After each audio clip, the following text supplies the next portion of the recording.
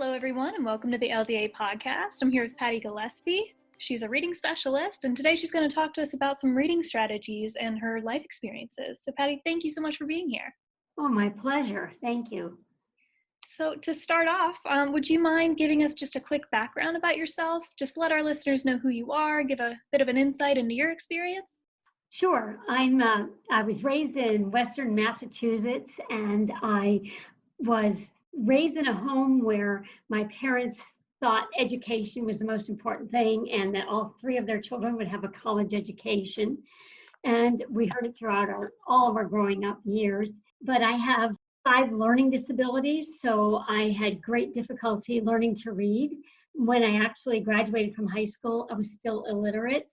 So I have quite an interesting background. I went from that illiteracy, learning to read, and then obtaining my bachelor's and master's degree in education, and ended up as a reading specialist for 36 years. Besides my 36 years as a reading specialist, I was fortunate enough to spend nearly 30 years presenting at educational conferences throughout the country, where my primary talks were vocabulary development and reading comprehension and techniques and things of that nature. I really enjoyed that. I hid the fact that I didn't learn to read until I was 19 years old. You don't want people to know that. You still think you're dumb. And I still feel at my old age that my vocabulary is lacking because I missed 12 years of formal education, if you think about it in terms of vocabulary development. I never passed a spelling test in my life, but now I spell very well, but it's taken a long time. But what happened was I'd been teaching for a good 10 years when this happened. I was doing an outdoor camp with 250 middle school kids, and so you're doing activities, and I got assigned to run the games for the afternoon with these kids, and I went into panic mode. I can't remember the rules. I can't remember the order that things have to go in order to play that game. And out of desperation, I went to a colleague, and his name was John. And I said, John, I need a favor. I will do any duty you don't want to do. I'll do lunch duty. I'll do any duty you don't want to do if you'll cover these games for me. And he looked at me like, well, what's the deal? I said, would you do it for me? So he agreed that he would do that for me. And I could see the look on his face. He's wondering, what's her problem? So he came to see me later on and he said, what's the deal, Patty? So I told him about my learning disabilities. And I said, I don't want anybody to know that, and he thought it was the greatest thing ever that I had overcome all these learning disabilities to succeed and be where I was. And he went and told the English department, and this was at a private college in Albuquerque, New Mexico. But anyway, it became this big thing. And they wanted me to talk to the entire student body, 6 through 12, about my struggle learning to read, because even though it's a private school, you still had students that had difficulties. And it just took off from there. And when I did it professionally, I just had teachers at me just saying for hours after my presentation, giving me scenarios, asking me more questions. It snowballed and became a great thing rather than something I tried to hide for so many years. Well, just to sort of expand on that background a little bit, when did you realize that you learned differently? I didn't realize that I learned differently until I was graduated from high school and trying to teach myself how to read when I was 19 years old. Okay. So it's, very, very unique. I just thought the whole time that I was just dumb, that everybody got it, but I never did. And I couldn't understand why. The thing is that because 2 of my learning disabilities are auditory processing and auditory discrimination, I was the generation of teaching phonics. In fact, when I first started first grade, it was the teacher's first year teaching phonics, so everything was phonics. So I couldn't discriminate any sounds whatsoever, and that's why I never learned to read. My parents even hired private tutors for 7 years, and what did they do? They taught me phonics, and I couldn't learn. I couldn't hear the differences. Wow. So what was it sort of like going throughout high school, not being able to read? Well, my memories aren't, in terms of academics, are not fun, but I was very social. So that's what kept me going in school. But I felt so lost all the time. That was the thing. I didn't know what was going on around me. And I knew that my classmates thought I was dumb. That was really difficult too. But I was smart enough to figure out various tricks, like when the teacher would ask a question and the majority of the class raised their hand, and I knew it would be safe for me to raise my hand, so I'd raise my hand, and if by rare chance I got called on, I'd say, oh, I forgot what I was going to say, and so I'd get away with that. I was really stressed the whole time because I didn't understand, and I truly cried a lot at home out of frustration. One of the other things that was really difficult in school, just in general in school, was the old trade and grade papers back in the day. You came with your homework done, you traded it with someone beside you, you graded it, and then you switched them back, and mine were always all wrong. So it was always an embarrassing situation for me. And the other thing that's probably goes along with this, when I was in high school, after my first year of my freshman year of struggling, I went to my guidance counselor and I told him that I couldn't handle this anymore. I needed some help. And we set up a new schedule for me starting in my sophomore year to do half business classes instead of all college-bound curriculum, which gave me a little bit of a break. But it was interesting that the two college classes I had to keep, college English and history, were just horrible. And I can remember every year in my English class, teacher saying, how did you get to be a freshman? You can't read and you can't write. I heard the same scenario every year. And the interesting thing, at the end, when I was in my senior year, my guidance counselor's advice to me, just get married, you're not college material. Oh, wow. I got told in the end. So that gives a little background. So. Wow. So you mentioned after high school, you were able to teach yourself to read. Yes. Could you kind of go into how you did that? Yes. I reached a point, if I can give you a little background, I mentioned that my parents were adamant that their children have a college education. So when it got to be my senior year, my parents were saying, where are you going to college? Well, I applied, not expecting to get in anywhere. I applied to a community college that accepted anyone. And then I applied to the local state teachers college. And to make a long story short, the state teachers college accepted me, but what they said, and I will quote, we're accepting you so you can be one of the 30% that flunk out the first semester, end quote. I'm not kidding, they said that to me. The problem being, the why they weren't going to accept me, SATs were a requirement, and the state of Massachusetts at that time, minimum requirement for each portion of it was 450 points, and on the reading part, I got credit for my name. That's how bad it was. So anyway, so I got accepted, and I made it through the first semester, crying every day. It was horrendous, but believe it or not, I miss flunking out. I miss being put on probation by 0.2 of a point. I knew I was still in college, so what was I going to do? So it was Christmas break, and I just said, this is it. I either learn to read or I'm done.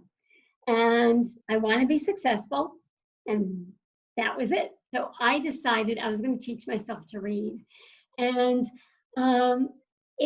what I did was I basically figured it was a time of figuring things out. And it's the first time I realized that I couldn't figure out couldn't attack any word because I couldn't figure out any of the sounds.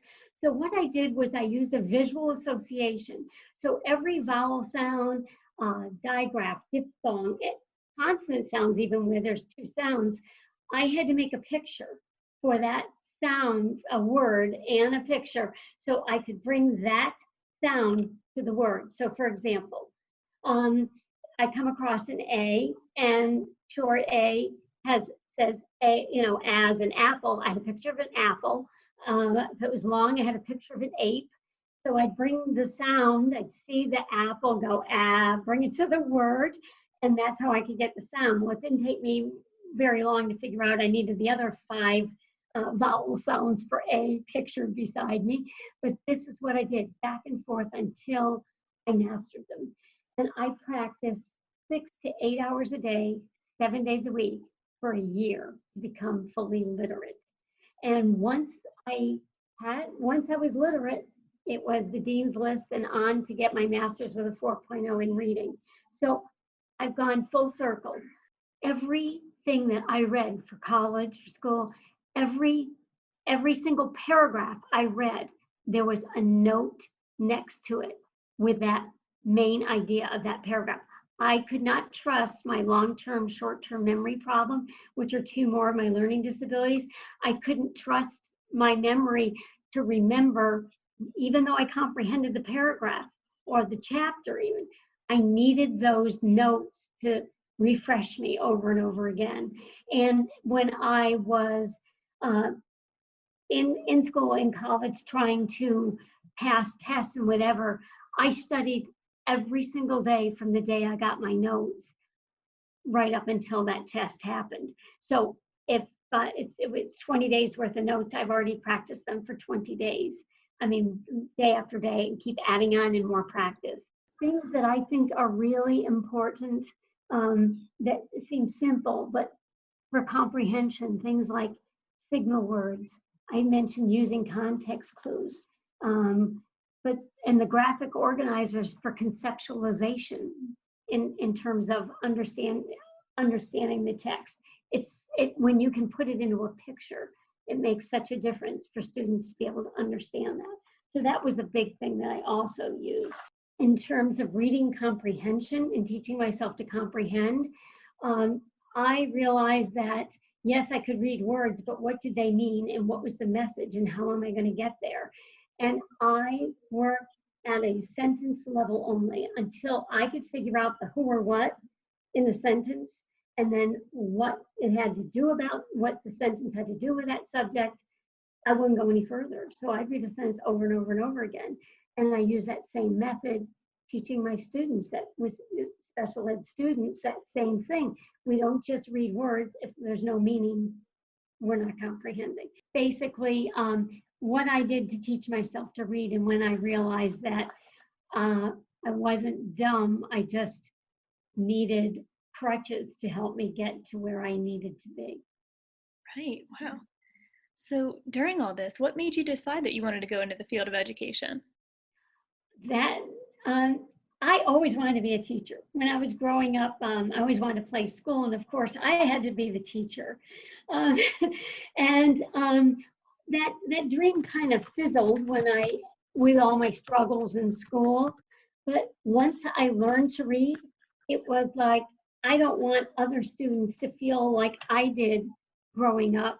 And I had more desire than ever to want to be a teacher so that I could help students with learning disabilities so they could succeed without all that frustration and maybe learn sooner than I did. So that's, yeah. Well, and you sort of touched on this a little bit earlier, but you kind of use the same strategies for yourself that you use for teaching others, right? Yes, I did.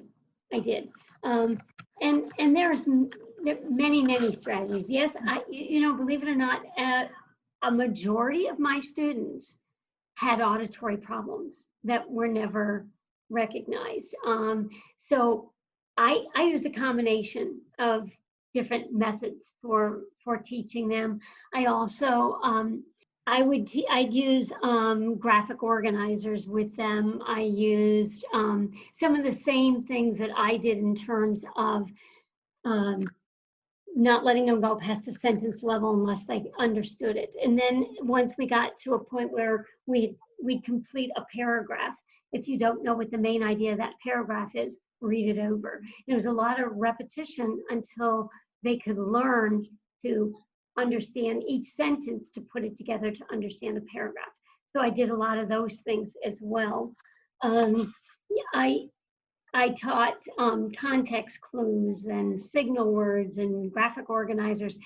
I use all of those myself. I taught myself those context clues, that it made it a lot easier than having to look every single word up that I didn't know. So those same things that I used to teach myself, I used when I was teaching other students to read. I also went on with, I kind of became a study skills guru. And I taught, one of the key things, I think, I taught multiple skills over many years, but to teach multi-methodologies for learning was the key piece on that, and how to study using all of our modalities, not just one. And it definitely sounds like your experience with teaching yourself to read and going through what you did, that you really have an advantage in teaching others. Well, it gave me empathy, Mm-hmm. and that was the key to the whole thing, being empathetic and being able to let the student know that they're not alone, and that it was possible to learn to read even with problems, that I had done the same. So. Right, definitely. So what are some of the most common recommendations that you sort of find yourself giving to parents and educators who are trying to help a student with their reading comprehension? Number one is to convince the learner they're capable, and to let them know it's not that they're smart, that they learn differently from others. The students need to realize that, so they don't just give up, I can't do it kind of thing. I just think that's so important. And I think of it in these terms. If I had a leg that was lame, I would use a crutch or cane to help me get around. It is the same thing with a learning disability. I need a crutch. I need a tool that's going to help me to be able to learn better. And that's kind of how I look at it as a learning disabled person myself. Right, sure. So if you could give advice, and I'm sure you often do this, if you give advice to young students with learning disabilities, what would that advice be? The first one's never give up trying. That if you give up, you're done, basically. You can't give up. I want them to understand that they learn differently, and they're just as smart as their peers, and that they're capable of learning. And the key thing is believing in themselves and keeping them motivated to keep trying even as they're struggling. And that's a constant. You can do this, you can do this. Absolutely. And can I ask, what was one of the things that motivated you when you were teaching yourself to read? I will be honest, and that was the push from my parents. I didn't want to let my parents down. They wanted me to have a college education. That was their dream. I wasn't going to let my parents down, and that was my push to say, I'm going to do this. I'm going to get that college degree. And that was the reality of the whole thing. I wanted to get that college degree, and I had to learn to read in order to get it. That was it for me. Right. Well, and speaking of what you're sort of recently doing, you recently have a book out. Yes. So yes. Would you be able to tell us a little bit about it? Yes. Basically, my book starts out sharing about my struggles of learning to read throughout my life, my feelings, life as a disabled learner and what it's like, the strategies I use for myself and for others, and a little bit about my successes and what I've accomplished since learning to read. It defines various learning difficulties and helpful suggestions for different ones. Reading strategies that I particularly like. I mean, I've always joked my next book is all strategies and all these things to be done. But right now, I took key ones that were essential for me to learn to read. There's also an organization and study skills guide in it. and it's for parents and educators. I included a section on ADD and ADHD because I'm ADHD, and I raised a son ADHD. And what happened was, in my profession, I was always given students with ADD and ADHD because the administrators knew Patty knew how to handle them. So I have a lot of experience, and that was recognized. In the end, is probably the most fascinating part. I have some, I'll call them case studies. They're unique stories of my teaching people how to read. One being a total non-reader that didn't know the letters of his name and had to sign his paycheck with an X, to a PhD candidate who left college because she was so frustrated not being able to comprehend the text. And so it's the whole gambit. So there's some neat stories about that as well. That's in a nutshell what my book covers. And what's the title of that book? It's a self-taught reader with 5 learning disabilities, a guide for educators and parents, and it can be found on Amazon. That's great. And so just wrapping up here, is there anything that you wanted to talk about, or any like advice or closing words that I didn't really ask or talk about that you wanted to bring up? My big thing, I guess, is my wish that educators respected and understood what learning disabled students go through. And it's not just in the classroom, but it's in our world. It's all around us. And there's all kinds of things that become difficult because we have the learning disabilities. And I think that's just really important for all educators and parents to understand. Absolutely. Well, thank you so much, Patty, for talking with me today. It was my pleasure. Thank you.